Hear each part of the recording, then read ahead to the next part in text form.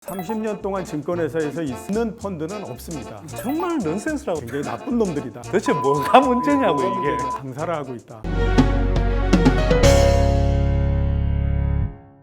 안녕하세요, 손대인 소장입니다. 오늘은요, 조욱 교수의 사모펀드 제2탄 브리핑 올리겠습니다. 자, 제 옆에는요, 예, 안녕하십니까. IBK 투자증권 전 리서치 센터장 이종우입니다. 센터장님, 저희가 지난번에 한 일주일 전에 조욱 교수 그 사모펀드 관련해서 한번 다뤘습니다. 그렇죠. 이게 이제 조회수가 초반엔 잘 안 올라가다가 이게 이제 사모펀드 이야기가 또 이슈가 다시 되면서 막 조회수가 막 뛰었더라고요. 최근에 이제 몇 가지 이슈가 새로 좀 올라왔더라고요. 그렇죠. 근데 제가 보니 뭐 이것 역시나 정말 맹탕 의혹제기 같다는 생각이 드는데, 자, 그 이야기 오늘 좀 다뤄보시기로. 예, 그렇죠. 사모펀드에 관해서 쟁점이 되고 있는 부분들을 한번 정리를 해보게 되면요. 이 중에서 이제 첫 번째 그 했던 왜 75억, 53억 뭐 이런 부분들은 이건 이제 최근에 보니까 힘이 많이 떨어진 것 같아요. 이 부분은 뭐 그렇게 쟁점이 안 될 것 같다라고 해서 보고 있는 것 같고, 그래서 이 부분은 뭐 얘기하는 거를 제외시키고요. 두 번째 블라인드 펀드 관련한 부분은 저번에 말씀을 드렸으니까 제외를 하도록 하고, 이번에 주로 중점적으로 말씀드릴 부분은요, 이제 우회 상장 관련한 부분, 그 다음에 증여와 관련한 부분, 이 두 부분에 대해서 이제 중점적으로 말씀을 드리도록 하겠습니다.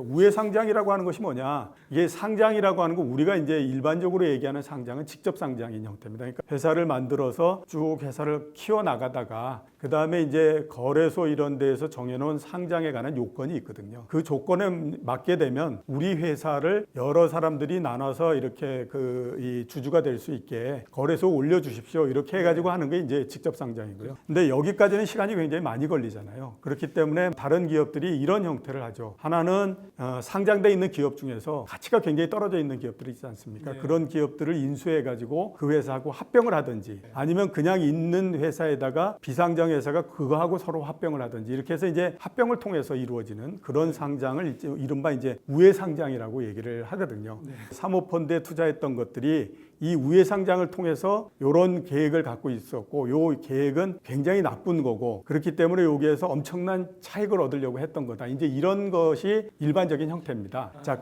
거기에서 이제 나오는 부분들을 한번 말씀드리게 되면요. 2, 3일 전서부터 많이 나오는 것이 이 사모펀드를 만들 때서부터 우회 상장의 계획이 있었다. 그리고 그렇기 때문에 얘네는 굉장히 나쁜 놈들이다, 이런 얘기를 많이 합니다.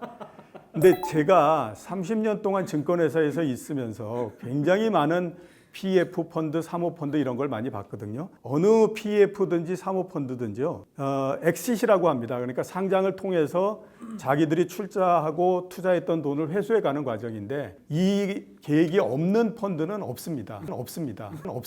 왜냐하면 이 계획이 없다라고 하는 거는요, 자금을 모을 수가 없는 거거든요. 펀드라는 것 자체가 투자 수익을 추구하는 건데, 그러면 이게 예를 들면 특히 이제 비상장 회사에게 투자하는 경우라면 그 상장을 통해서 엑시스를 하지 않으면 어떻게 수익을 실현합니까? 그렇죠. 그러면 그 수익을 실현할 계획을 세우고 투자자를 모집하는 건 너무나 당연한 과정입니다. 당연한 거죠. 펀드를 제일 처음에 만들 때서부터 우리는 어떤 형태로 해서 이것을 엑시스를 하겠다라고 하는 것에 대한 계획을 세우는 거는 극히 당연하다라고 봐야 되는데, 이게 만약에 문제다라고 하게 되면 우리나라에 있는 사모펀드 모두 다가 문제가 될 수밖에 없는 거죠. 아니, 그리고 만약 진짜 그게 문제라면 다 해산해야 되고요. 그다음에 지금 이미 상장돼 있는 회사들, 특히 이 사모펀드를 통해서도 그렇지만 우회 상장한 회사들도 제가 아는 경우에는 최소 수십 건이 되거든요. 그럼 그 회사들 다 상장 폐지돼야 되겠네요. 그러니까 이게 참 문제인 부분인데, 일단 그 얘기 많이 하고, 두 번째로 이제 또 우회 상장 관련해서 많이 얘기하고 있는 거는 합병을 하려고 했다라는 겁니다. 그러니까 이런 거죠.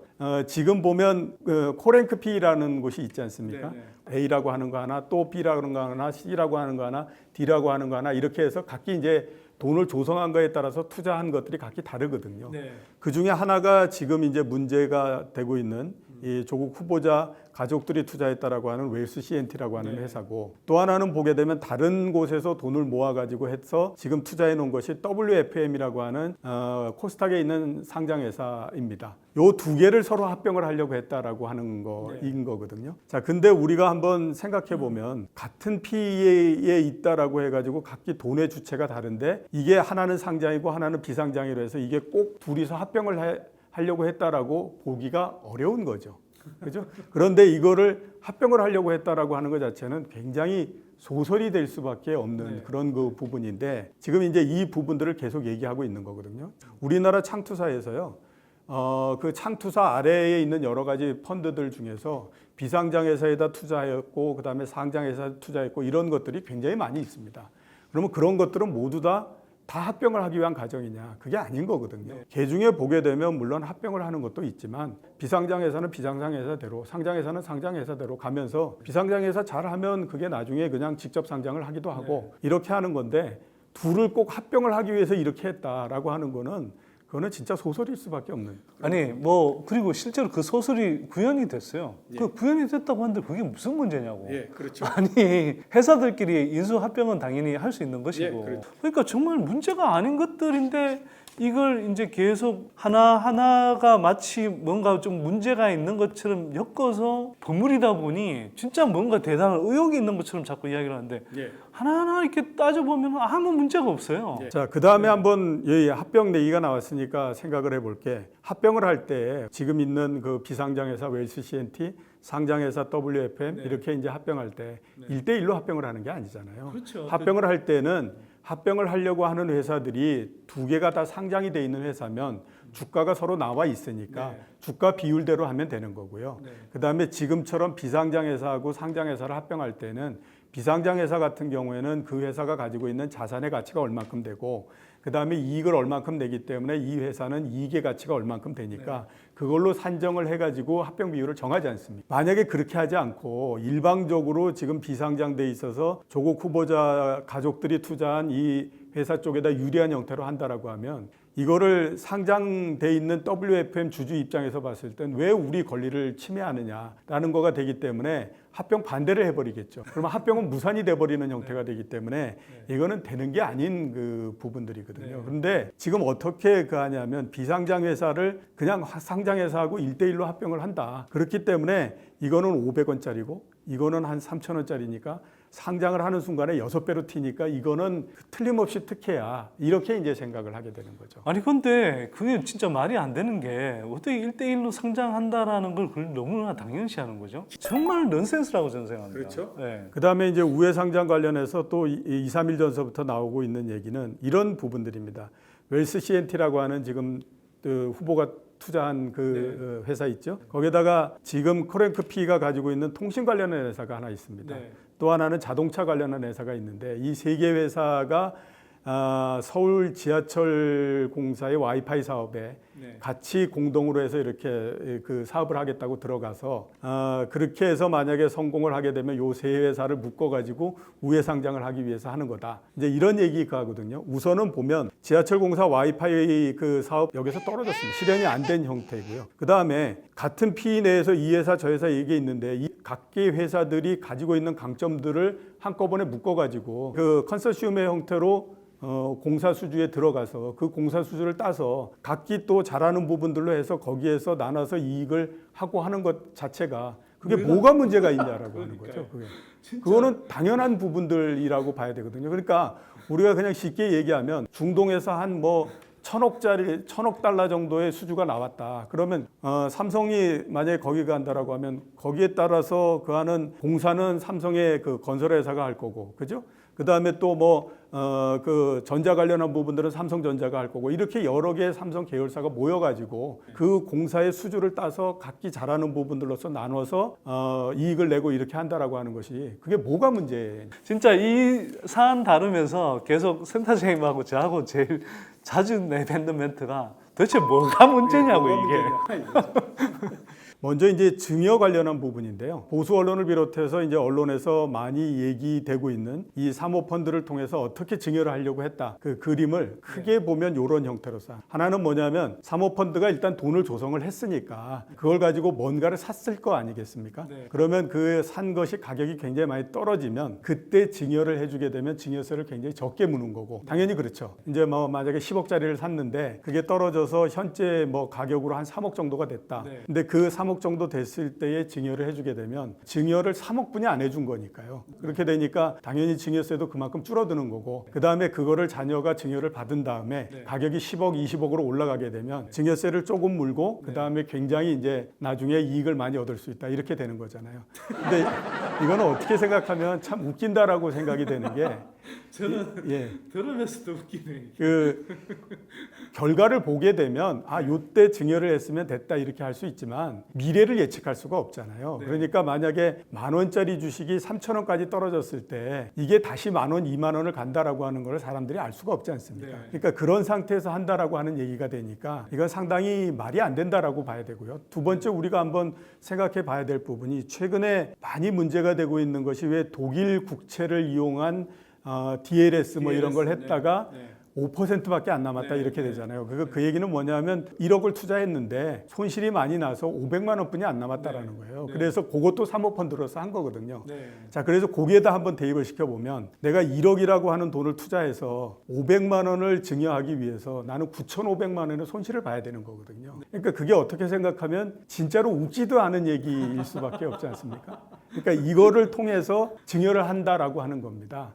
그러니까 이게 알고 보면 도대체 말도 안 되는 얘기인 것 같다 이런 생각이. 그러니까 이게 소설이 너무 심하다는 생각이 드는 게요. 일단 뭐 그런 기획을 했다 손 치더라도 그 기획대로 움직일지가 일단 의문이고요. 아니 그 다음에 그 편법 증여를 하기 위해서 자산 가치를 일부러 떨어뜨렸다가 올린다? 아니 그런 멍청한 짓을 왜 합니까? 그리고 그게 쉽지도 않죠. 쉽지도 않죠. 그러니까 되지가 않잖아요. 저 센터장님 말씀하시는 건 뭐 그렇게 할 수도 없는데 설사 그렇게 했다 하더라도 이게 무슨 불법이냐고 이게. 그 다음에 이제 두 번째로 증여의 방법이다라고 얘기하는 게 이른바 이제 캐피탈 콜이라고 하는 건데요.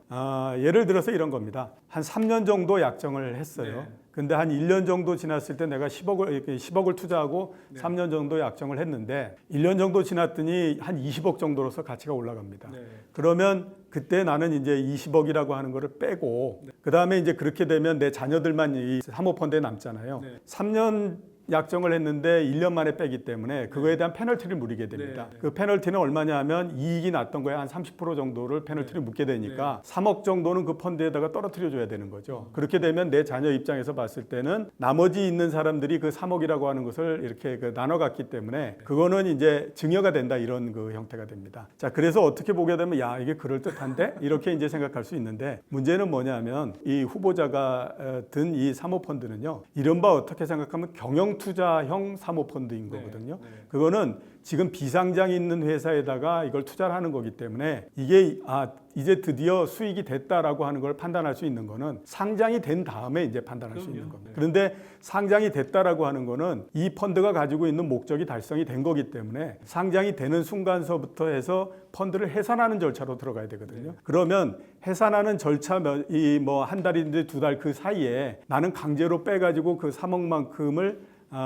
넘겨주는 형태로 한다라고 하면 이거는 재무당국에서 봤을 때 너무나 뚜렷하게 보이는 거기 때문에 그걸 모두 다 추징을 당할 뿐만 아니라 그 다음에 페널티까지 더 물게 되는 거죠. 그러니까 이건 이렇게 하기가 굉장히 어려운 부분인데 머리를 짜내다가 야 이런 것도 방법이 되지 않을까라고 해가지고 이제 얘기를 하고 있는 건데. 아니 그래서 그 이야기를 듣다 보면 언론사들이 진짜 작물 실력이 대단해요. 그 다들 신충분해 받아야 될 것 같아요. 이런 부분들도 우리가 전체적으로 이게 따져보면 증여라고 하는 것이 여기에서 이루어지기가 상당히 어렵다라고 볼 수밖에 없는 거죠.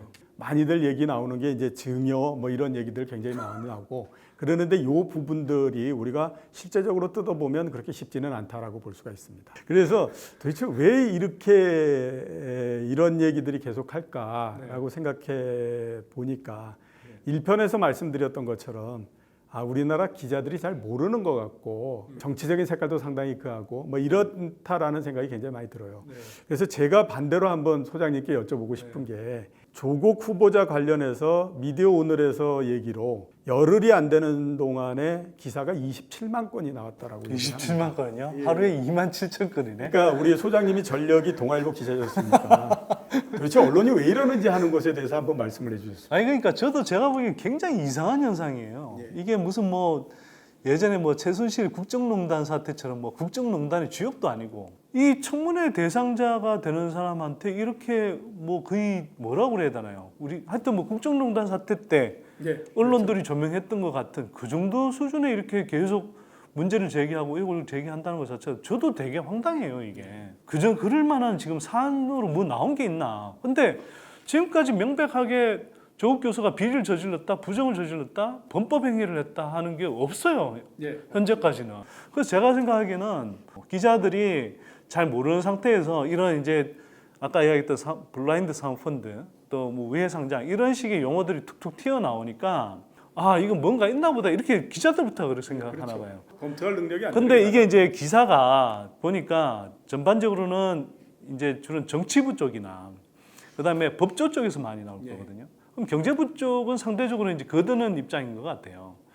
근데 정치부나 법조 쪽은 예를 들어서 경제부를 거치지 않았으면 잘 모르고 사실 경제부 기자들 중에도 잘 모르는 사람들이 많습니다. 이제 전문성이 없는 상태에서 이제 이쪽에서는 막 기사거리랍시고 이제 던지니까 그걸 덥석 무는 거죠. 더구나 지금 같은 상황에서는 큰 의혹들이 없는 것인데 자꾸 의혹하면서 이렇게 자꾸 이슈가 되고 커지니까 이제 기사를 쏟아내기 경쟁을 하는 단계인 것 같아요. 한국 언론사들이 나중에 이 조국 교수 사태와 관련해서 보도한 내용들을 가지고 정말 깊은 반성을 저는 해야 될 거라고 생각합니다. 저도 그렇게 생각합니다. 이게 뭐 정치적인 어떤 뭐 편향성을 담은 문제도 그렇지만 그 예를 들어서 어느 한쪽이 이해관계를 가진 한쪽이 의혹을 제기했다고 해서 그걸 그대로 받아쓰게 한다든지 또는 전문성이 없는 상태에서 제대로 검증하지 않고 자신들의 억측성 보도를 경쟁식 보도를 하듯이 이렇게 그냥 빨리 쏟아내기만 하면 된다. 그게 언론으로서 나름대로 한 일이다. 그건 저는 그런 상태는 벗어나야 된다고 생각합니다. 누가 그러더라고요. 지금 우리나라 언론은 기사를 쓰는 게 아니라 장사를 하고 있다라는 얘기를 많이 하던데 딱 그 피부에 와닿는 얘기다라는 생각이 많이 들었습니다. 장사를 할 뿐만 아니라요. 제가 볼 땐 장문을 합니다. 신춘문예에 다들 대상을 받을 감인 것 같고요. 국민들이 이렇게 좀 제대로 알아야 또 기자들도 부끄러운 줄 안다. 뭐 이런 생각이 좀 들고요. 그런 의미에서 마지막으로 저희 연구소 하반기 이벤트를 진행하고 있습니다. 여러분들이 금융 문맹에서 벗어나서 주식 시장이 주가가 상대적으로 큰 흐름에서 바닥일 때 좋은 종목을 잘 사놓으면 높은 수익률을 기대할 수 있다. 저는 이렇게 생각하고요. 실제로 뭐 저희 연구소는 그렇게 발간한 특집 보고서들을 통해서 뭐 사실 이미 실력을 많이 검증해 보였습니다. 그래서 저희 9월 4일까지 진행하고 있는데요. 저희 하반기 이벤트 때 연간 보고서 구독 회원으로 가입하시면 저희 연구소의 독립적인 목소리도 응원하시면서 또 여러분들의 주식이 됩니다. 저희는 다음에 좀 더 알찬 주제로 찾아뵙겠습니다. 감사합니다. 감사합니다.